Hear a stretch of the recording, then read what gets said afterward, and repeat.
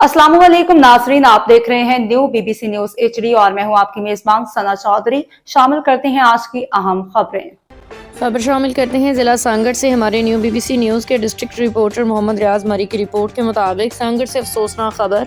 शहदादपुर हाला रोड पे सोमरा पंप के करीब एक दिलखराश ट्रैफिक हादसा पेश आया जिसने कई घरों को गम और अलम में मुब्तला कर दिया है। शाहिदीन के मुताबिक तेज़ रफ्तार ट्रक ने 2 मोटरसाइकिलों को टक्कर मार दी जिसके नतीजा में 3 अफराद जाम भाग 2 शदीद जख्मी हो गए हैं। जाम बक होने वालों में जावेद बरोही, रमज़ान खास खैली, मेहराब खास खैली शामिल हैं।